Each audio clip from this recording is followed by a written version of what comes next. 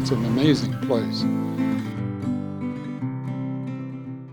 Well, we're rehabilitating injured or orphaned birds, so the goal is to send them back out into the wild. And also we do education with some of the permanent birds here, so they go into schools and teach children about birds. Tell me about it, please. And how important they are for our environment. I basically clean bird cages and feed birds. Well, I feel like I'm helping the birds and I'm helping the planet, so that's great. I'm a volunteer rehabber. Everybody that works here at the Coachella Valley Wildlife Center is volunteers. Been in operation about 19 years now, and we're a licensed raptor and protected birds of all sorts come through here during the various seasons that we have. This is a huge flyway north and south, and so our proximity to the Salton Sea, which is a gathering point. Many rehab facilities deal with seasonal issues, and it's feast or famine. We get flooded with baby birds, and in the Coachella Valley situation, we have high winds at times during this first spring. Two red-tailed hawks. The large one on the left is a female. She was, we think, struck by a vehicle and had some damage to her eye. It looks like it's healing fine, and we believe very strongly that she'll be releasable. Smaller male is a fledgling red-tail, looks like an adult bird, and he is learning to fly in this long flight cage and ready very shortly to be free. That's the best part of this work that we do, be able to let them go back to where they belong. We had 12 great horned owl babies delivered to us from all over the region. And again, the high winds. Without knowing just how it would work, we were all hopeful. And he foster parented these young babies and showed them how to eat and what to eat, and then fed them when they needed it at their earliest stages.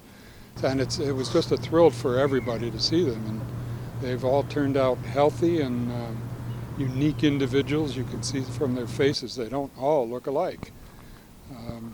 But it was a thrill to have these foster parenting successes. Great horned owls, who are the top avian predator. People think about eagles, etc., but these are very fearsome raptors and silent flyers at night. It's very exciting to see that 5-6 foot wingspan spread out, and you can't hear a whisper of wind as those wings go by. It's also a thrilling moment. Thank you, Willie, for sharing with us. Love your horns. I'm not a caged bird fan myself. I like to see them free. We have Linda York, who's the director, the founder of this, some 19 years ago, and her very hard work in the community coalescing around this big need for sufficient flight cages and a hospital setting for the birds. It's an amazing place. Totally fell in love with working with raptors. But this year we've already exceeded what we did last year. We're right at about 720 birds for the year, and we're just now starting July. For us, that's a lot of birds. A little bit that we do makes a difference. Our release rate is around 55%, and for rehabbing birds, that's pretty good. We try really hard, but not all of them are meant to make it, and don't. So we do the best we can, and we take pure joy when we get to release them. Like yesterday, we released 16 Cooper's hawks and 5 red tails, acorn woodpecker, and it's a neat feeling to watch them take off and go out there and do their thing. We have 2 flight cages. One's 48 feet long, the other's 90 feet long. And so we can make sure that birds catch live food and exercise enough to be able to get out there, because when they're in these smaller cages, it's like asking a person that's been a couch potato to run a marathon. without allowing them to build up muscle, chest muscles. And so the flight cages allow us to do that now. And we think we really do make a difference with being able to get them back out there in the wild, because it's tough out there. It's not a piece of cake for them. And young birds that haven't caught food on their own, that's, again, it's artificial in the flight cages. It gives them a clue, but out there in the wild, whoa, that's another big challenge for them. And hopefully they make it. We try hard to make sure that they have the skills to do that. Main thing is get them in and get them out as quickly as possible. Sometimes that can be just a few days. Other times, if they come in like a great horned owl, it's a baby, we'll have them for a couple of months. Challenges is to keep the volunteers happy, do more to pat them on the back. They're a good group, hardy, dedicated volunteers. I love them to death. I guess with the public and whatnot, maybe to share my love for nature and teach them or share with them not to be so fearful. Snakes and spiders are not all that bad, and they are all around us, but to take away some of that fear and respect for the animals, give them their space, don't make pets out of them, and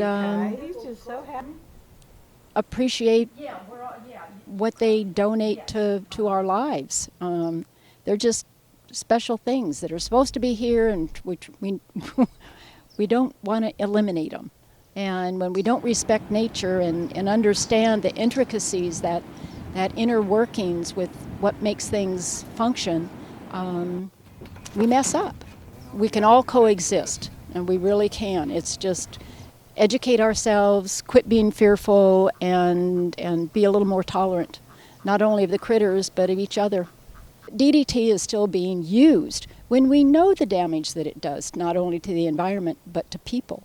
With the chemicals that are still being used, that are banned in the United States, they're still being used in South America.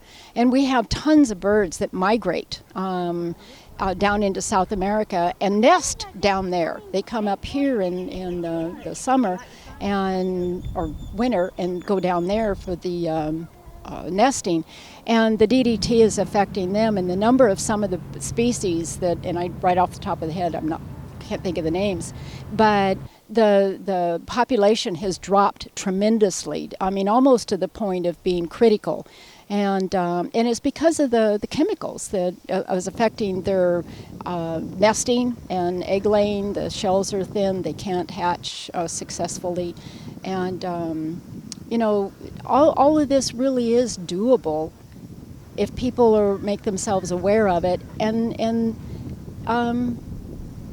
I hate to say complain, but jump up and down and say, hey, there's got to be a better way. We'll figure it out, but this has to stop. Because the environment, if we mess around and keep messing around with the environment, it comes back and gets us, because we're part of it. We think we're so smart because we think we talk, figure things out, but we really need to pay attention to the environment and the critters, because they're talking, they're telling us, they're warning us, but we're not always listening. And we need to appreciate what we have. Don't destroy it. Think twice before we build things in the middle of an estuary.